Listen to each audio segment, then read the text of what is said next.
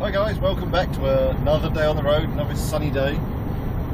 All I've got today is Wellingborough. Now I could have gone the M1, but I fancy a trundle up the A1 today, A1, A14 and that way down. Probably the 509. I'll avoid the 45, it's a Saturday. It breaks the day up a little bit. I was thinking that a number of you guys probably are curious as to what one of these vehicles weighs when they're empty, because I'm taking an empty curtain sider into Wellingborough. So what I did was I put my middle lift axle, tag axle, whatever you want to refer to it as, I put that down and I rolled across the weighbridge. So I have all my axle weights as an empty truck. Now obviously your weight, your empty weight,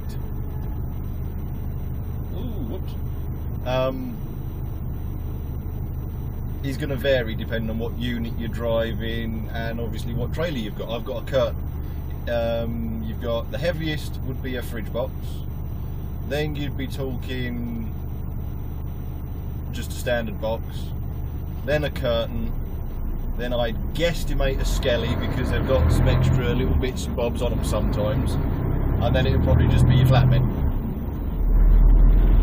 That's what I guesstimate between those two. They're probably pretty similar between the skelly and the flatbed, but then sometimes it's got a bit of a raised platform on the skelly, bit of extra angle iron, it'll add a bit more weight than some wood, you know.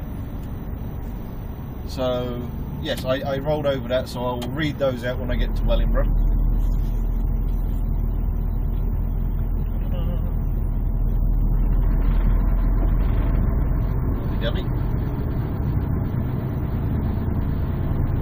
But yes, onwards and upwards with the day. Oh, it's going to be a nice, short, easy day. This is the unit I was in yesterday. Nobody had used it. 12 hours, 45 minutes it sat in that yard by the time I got back in it. Hello. Well, let's go for some proper eco, because I'm running empty. Let's see what I can get this MPG up to. Now I'm not using the M1, so I am at a bit of a disadvantage. And I'm going to cheat. That's about right. I've set my overspeed to 5 miles an hour. I'm doing 48.2 and I'm completely empty. Now obviously I've been around the old industrial estate, I've been around the yard and everything like that, so at the moment I'm only doing a 7 mile per gallon as an average, but that's 4.7 kilometres. So let's see what I can actually get this thing up to by the time I get to Wellingborough. I like doing that every so often, just see what you can really get out of one of these things when there's nothing on them. The best you'll ever get is when you're running completely solo. If you really set everything up and run solo, you can get close to 20 miles a gallon out of them. But we shall see. Because at the end of the day, the trailer does weigh a fair bit of weight. So it's going to weigh you down. One thing I'm going to do today, because as you guys now know, I'm going to be deleting all of the hashtags. Because all I've got is Wellingborough and I'm paid for 8 hours, so there's no way, unless there's a breakdown or an accident or a road closure or something like that I get stuck in, there is no way today is going to take me more than 8 hours. So what I'm going to do is I'm going to use it to my advantage. I'm paid for 8 hours. As long as I'm not leaving the engine running, I'm not wasting diesel, I'm not wasting company money. I'm paid for 8 hours, that's that. So what I'm going to do is I'm going to take some advantage of that when I get to Wellingborough. I'm going to set my camera up and I'm going to do the old airline connection thing again, because obviously I did that as a hashtag and that's going to disappear. So I'll do it again and then I'll see which one I prefer. Plus, if I can keep it to under 2.5 minutes, I should be able to do, I can do a short for Hammerlane Apparel. It won't be in this vlog, but I'll do a little short for the Hammerlane Apparel stuff and all that kind of crap. Because I've got to start making those, I've got to start editing them. I've got some footage at the moment, so I shall take advantage of a nice short day to Wellingborough, because like I said, I'm paid for 8 hours, I'm not costing the company any money whatsoever, or extra. So I can do a few bits. I might even attach the camera to the window and do a specific 90-degree reverse if I can. Obviously I don't know what I'm going to find when I get to Wellingborough. If there's a lot of people moving about, because I'm going to be getting to Wellingborough a lot earlier than I usually do. so I don't know whether they're finishing their day off and there's a number of loads going out, or what the hell's going on. But we shall see, we shall see. I shall attach one of the cameras to the outside and do a little reverse. Probably just a 90 degree. I might actually attach it to the door panel itself so it's lower down. I don't know. I shall have a bit of a Spielberg moment when I get there. Set up my cameras. Yes. Oh, glorious A1 look. Ooh. It was a bit feminine, wasn't it? Ooh. The security guard, as I was leaving, he bought a bag of Haribo Star Mints, and he went, "Do I want some?" "Sweetie, me?" "Alright." And he went, "Well, I only like the foamy ones, I've eaten all those, so you can have the rest of the bag." "I've got a bag of Haribo, I've got a bag of Haribo."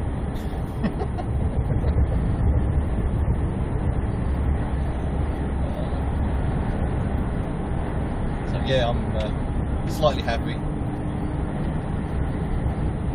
Had a few before I left, I'll have a few more when I get to bed. But it's weird because I was in this unit yesterday all day, perfectly fine, didn't have any issue. And I get in it today, and I know it hasn't been used. I know when I took my card out, I know there was 12 hours 45 minutes on the old taco where it hadn't moved. It was just on. It was on other work, I think it was. But obviously there's no card in it, so it don't really matter. And I got in it, and I sat down, and I was like, this don't feel right. Everything was how I left it, but it just felt wrong. It's really odd how that happens sometimes. I get in my car every so often and it feels... You're comfortable in your car, it's all set up, you've had it for thousands of miles, years, however long, and you sit there and you're like, I can't get comfortable, it's almost as if you've shrunk. But yeah, it's annoying when that happens, because you leave everything set up. I'm going to see if I can pull a sneaky one and keep this unit for tomorrow as well, because I know I'm in tomorrow. Don't know what I've got tomorrow, but I know I'm in tomorrow. So I'll see if I can hide this unit out somewhere and have it again tomorrow, so I'll have 3 days in the same unit. It's almost... I love doing stuff like that because it's almost like it's your unit. Now obviously you guys who live in your rigs, or your owner-operators, definitely it is your unit, but to you guys who live in your rigs, it is kind of your rig. It might get loaned out to an agency scum every so often, who might end up breaking your thermos. It was me, I didn't drive it. But just somebody who follows me on Twitter, I'm sure he watches my YouTube channel. But it's kind of, it's your unit, whereas when you're an agency guy and you're retail, if you can keep the same unit and it's only you that's used it for 2 or 3 days, it's just a feeling of, oh, it's my unit. Just a very short little feeling, it's just nice, because you're the only person who's driven it. Everything's clean, everything's the way you left it, there's no snot smeared up the bleeding screen. And trust me, that I don't know who the hell does that, but there is. It's all over the place. It's really nasty. It'll be up there, it'll be in there, it'll be under your seat. I don't even want to touch under the seat because guaranteed there's something under there. It'll be on here, smeared across the screen on the radio. Oh, it's horrible. And then of course you get food gunk squished into the buttons and stuff like that, and it solidifies the buttons, and you're like, oh. So again, I get my road film remover and I go squish squish. That gets rid of everything. Road film remover kills 100% of all no germs and dead. But there's some person going round the yard, and I know that it's not a valeting team because they don't employ a valeting team. You want your unit clean, you clean it. Which is, to me, fair enough, to be fair. But there is somebody going round that yard, and he's got, you know, those interior cleaning wipes that leave kind of a greasy film on everything. You know, horrible, nasty. It's just a greasy film on everything. I don't, you know, like second-hand certain manky second-hand car dealers might do it when they've got a bit of a dodgy car come in. It's all just nasty. Oh, it's horrible. It's like when somebody's cleaned an engine bay using a bit of WD-40, but it's white. They've been doing it in these, and it's everywhere. They've done everything, and there's a film even on the steering wheel. I spent ages cleaning the steering wheel yesterday when I first got the unit. I was going to do something about it, but yesterday turned into a roundabout one. And it's on everything. They've done everything. All the handles, all the bits and bobs, the tacho machine, that, all of this. Some of them have even done the bloody floor. It's slippery as hell. Well, this one isn't, but some of them, they actually, in some of them, they've done the floor. Whoever it is has done the bleed floor, and it's slippery as hell. That's a long way down. You slip getting into this and go, whoops-a-daisy, you're not getting back up very quickly. I don't know who the hell's doing it, but it's really annoying. Because it's on it's just horrible. It's everything. It's all down here, on all the buttons, on the handbrake, on all of the selectors, on this, on that. I don't know whether that's shining more than usual. It might have done yesterday because the camera was a bit too low down yesterday. But it's just, oh, it's horrible. And I hate that. It's just some little ponce going, oh, I'm going to do it properly. No, just, if you're going to do that, use a baby wipe of some description, you know, a wet wipe, maybe one of those Dettol kitchen cleaner wipe things. That's fine, that dries, perfect. But when they do it on the steering wheel, you're driving along, you try and do a manoeuvre, it's like, it's just, it drives me nuts. But there we go, I've had my little moan. But you'll come across that, you'll get into some units and it won't smell funny. There's no real smell to these cleaning things, if you can call it that. But it's literally like somebody's walked in with a can of WD-40 and just gone over everything. And you're like, why?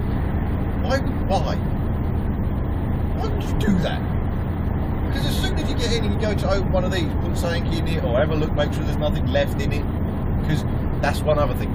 For anybody who's new, agency or otherwise, you work for a blue chip company, all the storage in these units, check them. Definitely check them. When you're doing your bits and bobs, I've forgotten to mention this up to now, and that's my bad, I'm sorry. All the storage, everything you can see, check it. There is a reason for this. There are some drivers who steal things.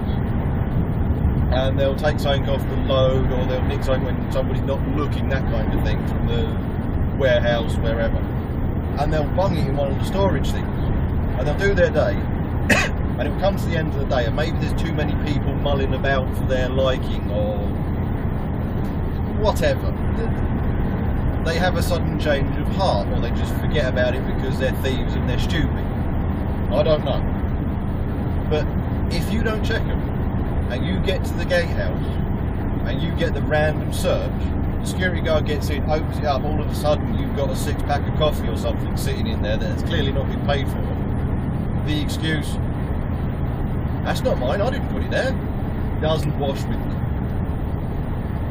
So if you do retail, if you're agency, if you're retail, if you're anything like that,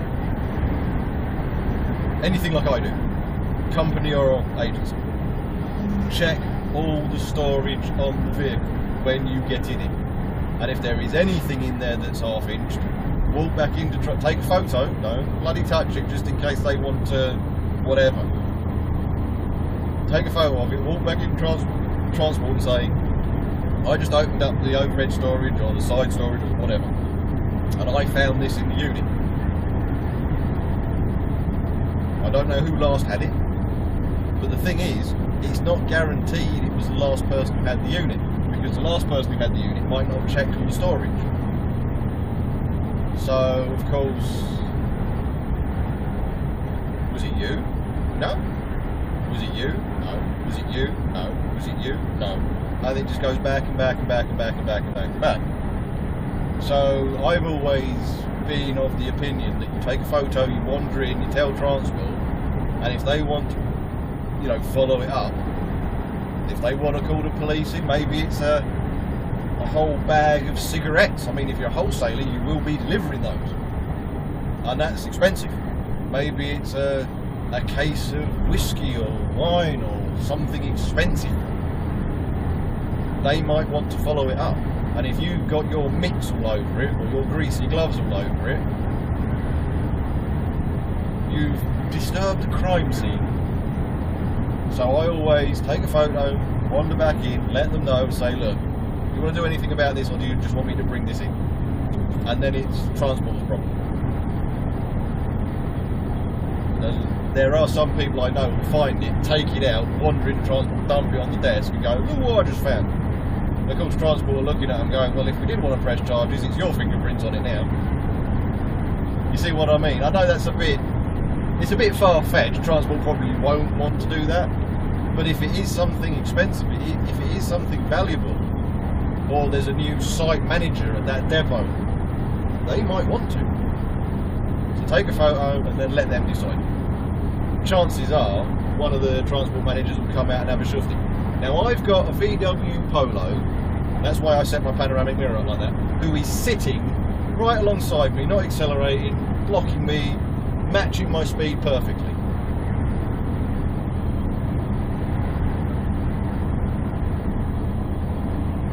And it's a Polo, it's a tiny car. Oh, they've found the accelerator. They've realised it's the one closest to the door. There it goes. And where it was only my panoramic mirror that I could see it in. So if my panoramic mirror had been set like a lot of drivers set them, I would never have seen it. I could have just wiped that car out. But fortunately, me being me, I set my mirrors up so I have pretty good all-round vision. And I saw it. It does amuse you, doesn't it? Oh, I'll just sit down the inside of a truck, or the near side of a truck, or the left-hand side of a truck, depending on how you view things.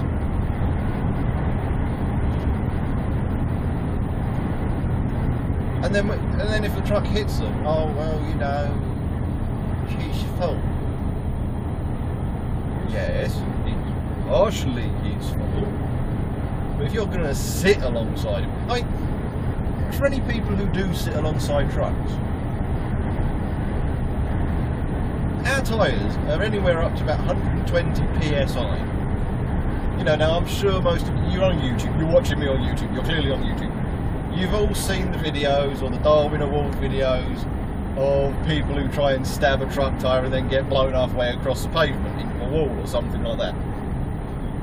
If you are sitting alongside a truck and our tyre blows off, you know, it just blows, it goes bye-bye, see you later, it leaves the rim. That's going to cause you some serious damage. If it's one of our steering tyres, you know, you can't guarantee that every single truck driver is sitting there, I'm waiting for the blowout, I'm waiting for the blowout, I'm waiting for the blowout, I'm waiting for the blowout. Chances are, some truck drivers will be sitting there like that, you know, a couple of fingers on the steering wheel. Well, if one of our steering ones blows out and you're sitting there or you're sitting there, you're not going to survive. We're going to get yanked, we're going to go across the road and you're going to be the first target. So don't sit alongside trucks. If you're going to overtake them, overtake them. You're not going to waste a huge amount of fuel. Just go. Get gone. If you see an indicator come on a truck and you can change lanes, change lanes. You know, yeah. But anyway, that's my little bits and bobs over now. What's he doing? He's gone past me, he's slowing down, now he's speeding up. I wonder if he's on a mobile phone.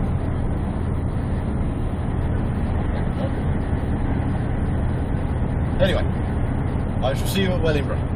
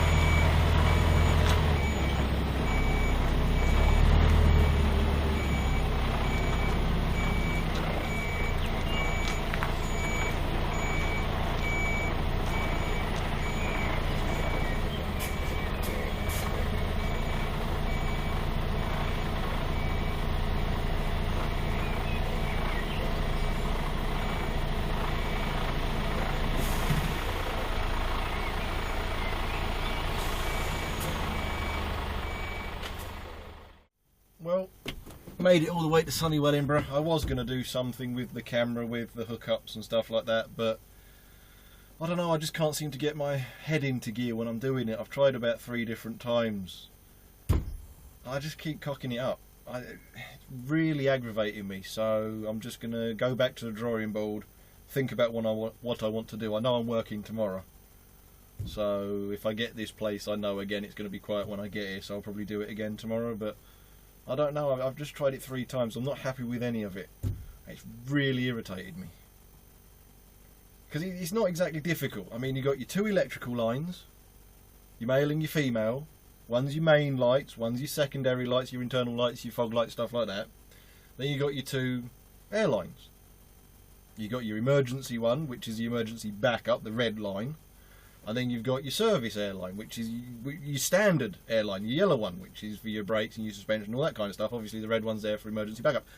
The thing is that if you put the red one on, it will help release all the brakes and everything, but without the yellow one on, because I know some shunters do this and it bugs the hell out of me.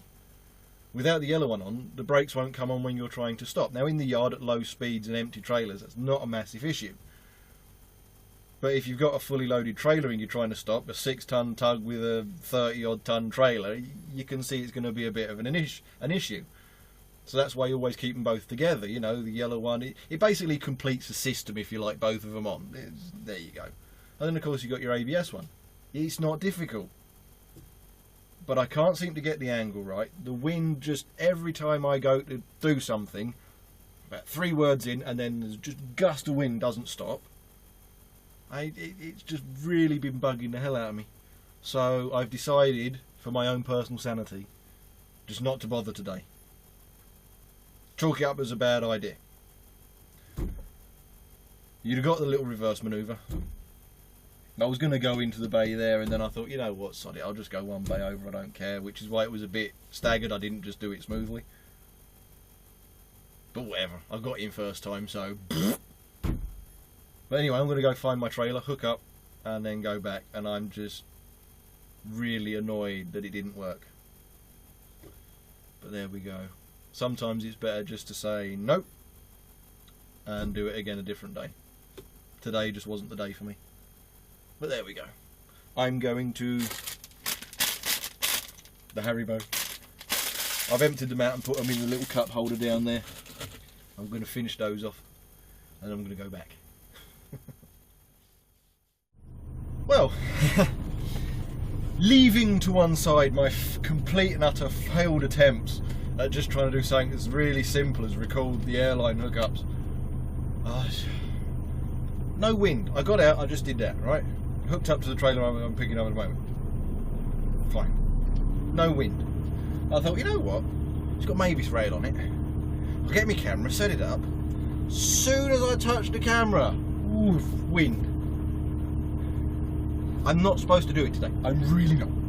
Anyway, going on with my usual, with the rest of my day, my usual bits and bobs. If you are curious, I managed to do 13 miles a gallon on the way up here. Now that's using the A1 with the roundabouts and everybody else on a Saturday using it, then the 14 and then the 509. You saw the sped up footage from the 14 onto the 509. Well, that was empty. That was 13 miles a gallon. It's 115.5 kilometres. But this is the funniest thing. My fleet board. Okay, so I've got 13 miles a gallon. Now evenly, you know, use of all the bits and bobs evenly, 93%, not bad. Roll brake, 82%. Passable, but I could do better. Stop, 68%. Speed, 79%. I don't actually know how that's happened, because I was set to 48.2. The only reason that goes down is if you go over 56, and at no point did I go over 50.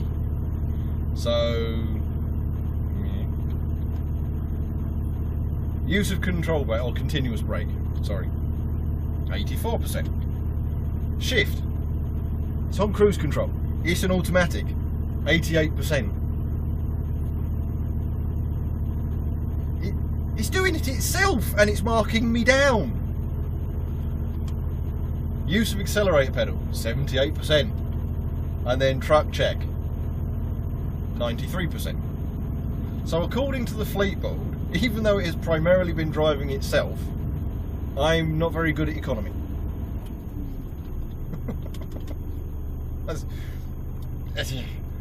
This has always been my issue when people sit there and go, oh, well, you know, all these autonomous vehicles running on the programming and everything, they will be as economical as they possibly can. Well, according to this, I'm not an economical driver, but I got 13 miles a gallon out of a 12.8 straight 6, 450 horsepower truck with all the roundabouts and the traffic and everything else. What do I know? I'm just a truck driver. Also, because I said I would mention this, I'm just going to allow my suspension to level out again because I've just done all the hookups and everything. Wait for that. Lovely jubbly. Flick that off. Wonderful. Right. Now I rolled over the weighbridge before I left because I was empty. Now remember, I'm in an Actros, a 2545. Depending on what unit you're in, depends on what your unit's going to weigh. So there's going to be variations in the gross weight, in the overall weight of the vehicle. The first axle, now obviously it starts on the steer axle and then the lift axle and then the drive axle and then the axles on the back. So axle number 1, the steering axle, 5,540 kilograms. Axle 2, 1,680 kilograms. Axle 3, 3,120 kilograms. Now that's with the lift axle down. If I lift the lift axle, the front one's going to go up in weight and the drive axle is going to go up in weight. But I did all of them down, so as you know. Axle number 4, so that's the first one, the closest one to you on the trailer. 1,690 kilograms. Axle 5, 1,660 kilograms. Axle 6, 1,630 kilograms. Okay, so it's gone down in weight. The overall weight of an empty vehicle, so that's a curtain sider and the Actros. Now it's not a fridge box, it's not a box, it's not a flatbed, it's a curtain sider. Standard average everyday curtain sider was 15,320 kilograms. That's 15.32 tons, and that's your empty weight. Okay, so that is the weight, if you're driving the same setup I was driving when I left, that you would have to take away from 44 tons, okay, or 44,000 kilograms, to be able to work out how much payload capacity your vehicle has. Okay, Koki? So there you go. You now know what an empty one of these with a curtain trailer weighs. Now, if I ever get the opportunity to do it with a fridge box or a box or anything like that, I will do that. But there you go. Just a quick rundown because I'm sure some people are curious. Anyway, I've had all my failed attempts. I'm annoyed, although I've had sweeties. So I think I'm just going to do my paperwork and then I'm going to trundle back to the yard. So I shall probably see you at the yard whilst I'm ending my day. Well, that's it for another day. I'm ending my day like this because I suddenly realised there is the company logo just outside the window. And I thought, you know what, sod it. I'll change it up a little bit as soon as it's a day off. Well, half day closing, I suppose. To me, that's a day off. I work so much. But no, it's a nice, uneventful day. Straight there, straight back. Wonderful. I did, if anyone's curious, 11.6 miles. I came back at 29,500 kilograms. I had a fridge box on, otherwise I would give you the figures to do a mathematical calculation to work out my payload, but I had a fridge box on, so blew that out of the water, didn't it? Usually, from that place, you get a curtain sider. Not today. Anyway, cheers for watching.